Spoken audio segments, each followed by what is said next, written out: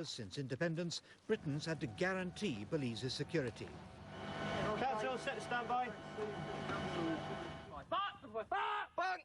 Now that guarantee is ending, Belize's own defence force must cope alone.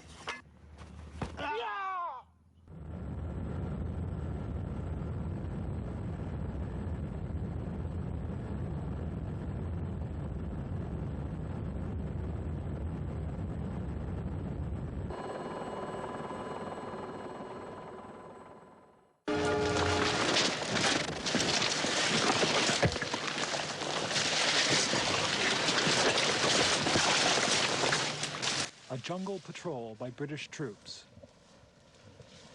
Since the Second World War, the British have been on operations like this in Africa, in the Far East and the Middle East, defending the British Empire against the threats of nationalism and communism. But this isn't just archive film, it's happening today. These are jungles of Central America and the Caribbean, now one of the world's most turbulent regions. This is the last British colony on the American mainland, Belize. Belize is due to become independent by the end of 1981, a move overwhelmingly supported at the United Nations. The only opposition comes from neighboring Guatemala, which has a long-standing territorial claim on the area.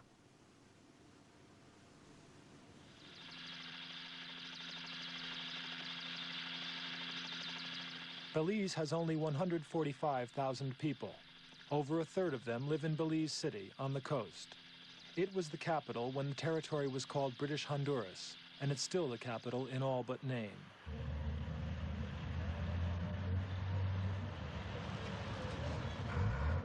The population is a mixture of Africans, Europeans, and American Indians. This means a variety of language, too. English, Spanish, Carib, or Mayan, the Indian dialect. With such a small population, though, Belize will be faced with big problems at independence. Problems compounded by the steady drain of skilled and educated people away to the United States or other Latin American countries. Belizeans themselves have expressed concern whether their new country can be economically and politically independent when the British leave.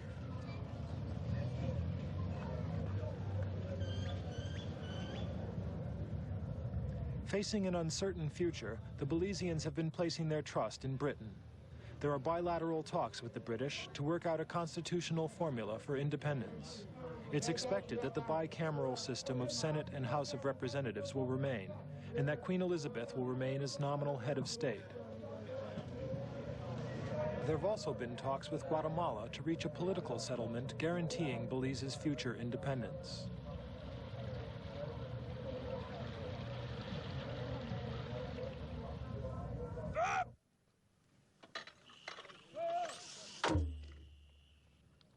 In any event, Belize is strengthening its armed forces.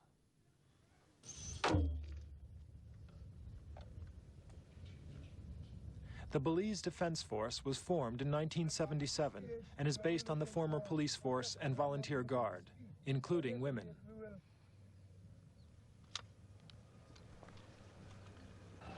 Put your weapons down, take out the contents of your pouches. It's very doubtful whether the Belize forces could withstand a determined attack from the most obvious quarter, Guatemala. The Guatemalans last launched an incursion into Belize in 1977, and only British intervention stopped them. As an introduction to range work, and this will take the form of a demonstration by the two instructors.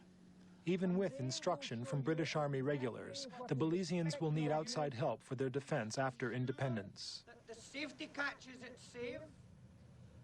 United States interest in Central America could be crucial here.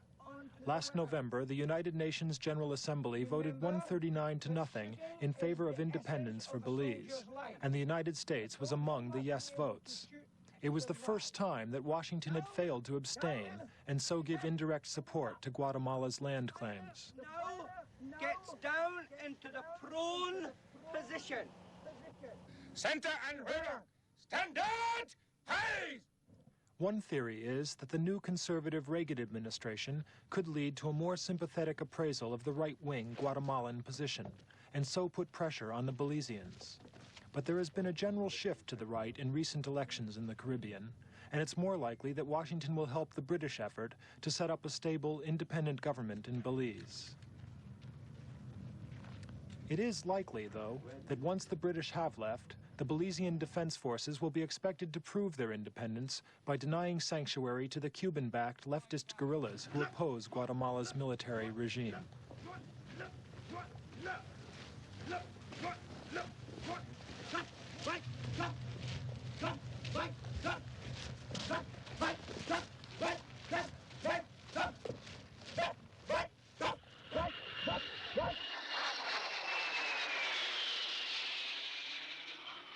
If it did come to open war with an aggressor, the British are leaving behind the latest technology in ground-to-air missiles. So, out of cover, approaching. In cover. In cover, approaching. Harrier jump jets, the mainstay of the British Defense Force, carry out mock air attacks against Belize City. The squadron is part of the 1,600 British troops still in Belize. Firing. Miss. It is hoped that the deadly Rapier missiles will never be fired in anger. Britain's main concern is to ensure a peaceful transition of power to a stable government, and its diplomatic efforts are aimed at ensuring that an independent Belize will not be faced by an external military threat.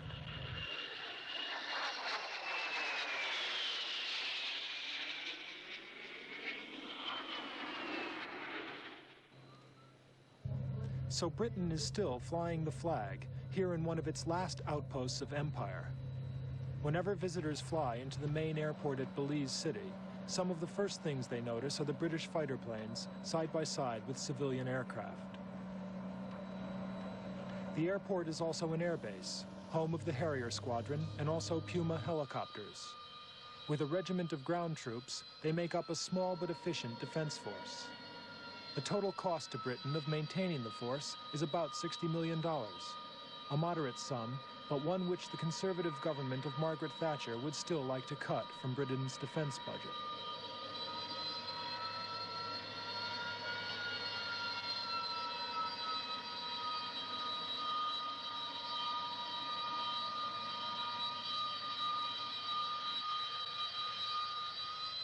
However, in view of Belize's uncertain future, the British are prepared to keep their forces here, not only up to independence, scheduled around September, but also beyond.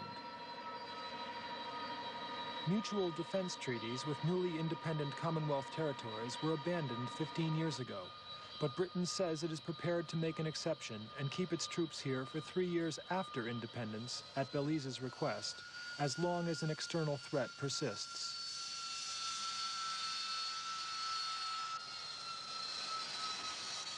The Harrier jets are fully armed with guns, rockets, and anti-personnel cluster bombs. But the last thing Britain wants is another overseas war. While diplomatic initiatives continue, the aim of the Royal Air Force is to provide a convincing deterrent.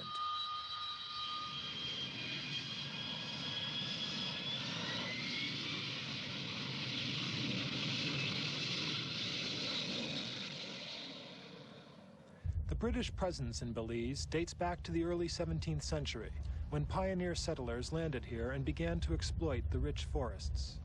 Then followed a strong Spanish influence in the region, but after the collapse of the Spanish Empire, Britain declared the territory a British colony, British Honduras, in 1862. It became self-governing, except for defense and foreign affairs, in 1964. But I don't know whether it's just on the charter. The present status of Belize is a crown colony, and it still has its governor appointed by the Queen. He is Mr. James Hennessy, who is closely involved in the diplomatic efforts to end British involvement here. We asked him whether the British withdrawal would create a power vacuum, which could be filled by the United States. Well, I can't speak for the Americans, obviously, but I do know that Belizeans themselves look to their friends to help them. We hope that on independence, Belize would regard the Americans as their friends. There are very close links with the Americans. Already they have a mission here which is bigger than anybody else's. There are many Belizeans, most Belizean families have relatives in the United States. There's a great deal of money that comes in from the United States here. America is Belize's biggest trading partner. Now, all these things would suggest that there would be a very close relationship. And I would have thought, with Belize being part of Central America, an area in which the United States takes tremendous interest, there would be the basis for a close relationship and a friendly relationship. That's certainly something Belize would want. So it could be military aid from America, if it came to it? It could be. As I say, that's something for the Americans to decide on and something for the Belizeans to ask for. All we know is that the Americans have helped in other countries in Central America, Salvador, Guatemala, Nicaragua, and so on and so forth. So on the face of it, there's no reason why they would not want to help Belize too if the Belizeans asked for it. But that's a matter for the Americans to answer.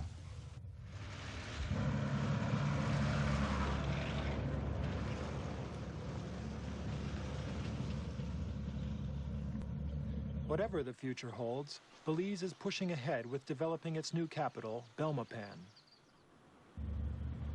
It's a new town built 50 miles inland in order to avoid the hurricanes which can sweep in from the Caribbean.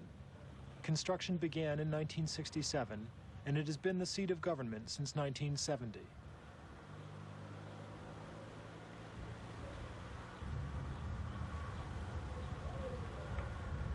The socialist government, led by Prime Minister George Price and his People's United Party, was returned to power in 1979 on an independence ticket. It's recognized as a representative and democratically elected government, and little credibility is given to opposition charges that union groups allied to the ruling party have received communist training in Cuba.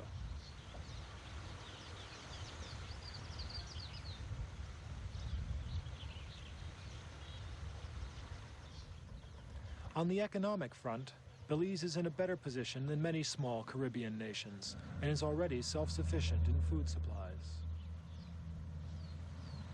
Large areas of jungle are being cleared and put under cultivation, though only 15% of the 2.2 million acres suitable for agriculture, less than 1 million hectares, are actually in use.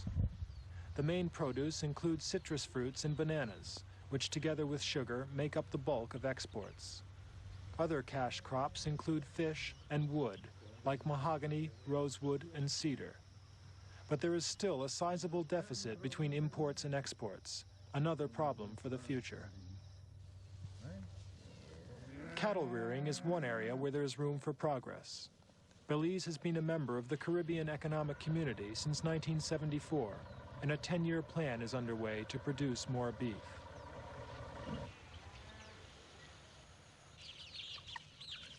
It's hoped that an independent Belize will be able to survive economically with the minimum of aid from international agencies or foreign countries like the United States.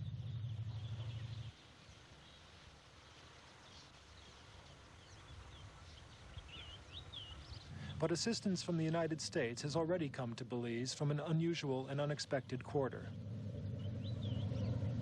Helping to clear the jungle and create new farmland is a colony of Mennonites, a strict Christian sect who fled from Europe to North America in past centuries in order to escape persecution. This group has made its way southward to Belize.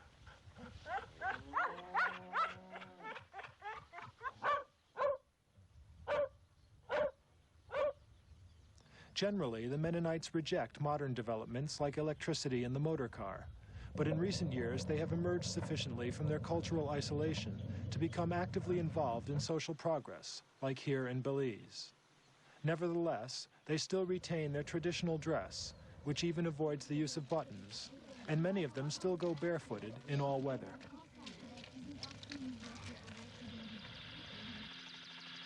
As far as its coastline is concerned, Belize has the same attractions as much of the Caribbean: sun and sand, usually a guarantee of a steady flow of visitors from the world outside.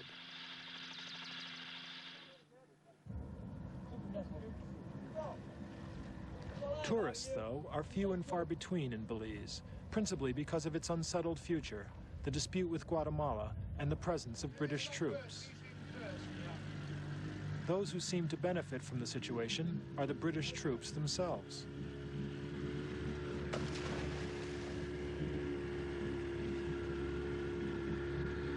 The soldiers here, members of the Queen's Regiment, do a 6-month term of duty in Belize. And after serving in West Germany or Northern Ireland, for example, it's almost like a paid holiday to sample the sights of the Caribbean.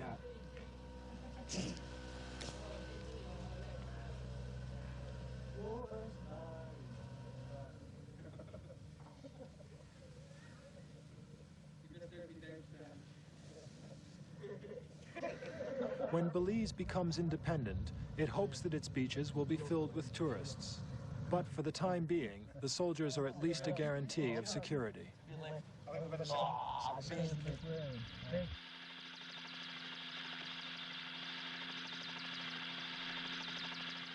Deep in the jungle, in the southwest, a stunning sight, the remains of an ancient Maya temple. The Maya Indians had a flourishing civilization before the start of Christianity, and some 2 million of them still live today on the Yucatan Peninsula, including Belize, Guatemala, and Mexico. The only easy way in is by helicopter, and British and Belizean troops make regular visits to the remote Indian villages.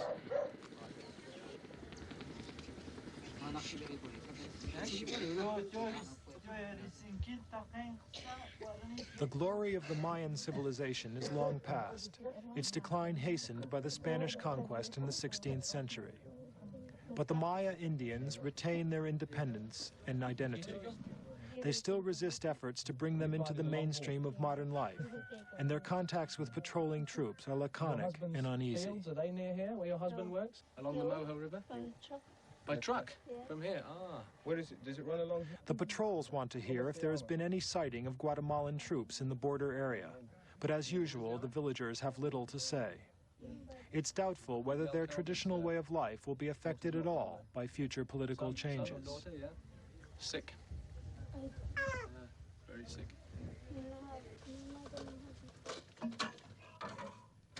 On the Caribbean coast, in the southern Toledo province, the prospect of war is much more real.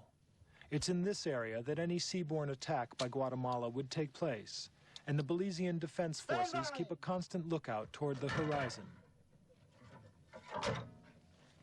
Guatemala has only limited access to the Caribbean, and one of its lesser territorial demands has been a strip of Belizean territory about 20 kilometers wide, which would take away a sizable portion of southern Belize.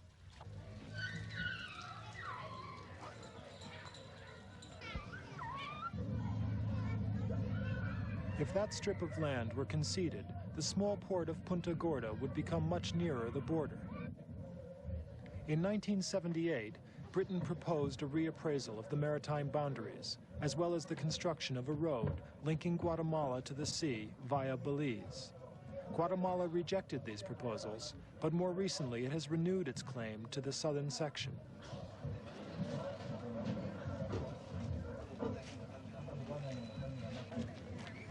The future of the Belizeans has been left in the hands of the politicians.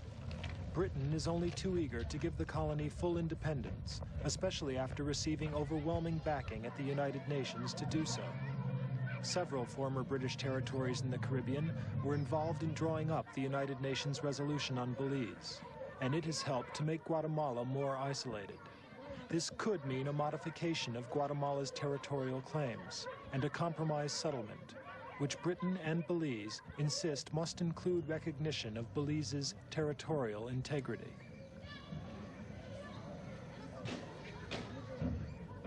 The United States, which has long regarded Central America and the Caribbean as its own backyard, has not been directly involved in negotiations, but its looming presence cannot be ignored. Now no longer involved in Southeast Asia, Washington is paying more attention to events nearer home. It could offer future aid as an inducement for Belize to resist any advances from Cuba. And it could also put pressure on Guatemala to recognize Belize as a friendly neighbor. These are some of the regional realities facing Belize as it approaches the goal of full independence.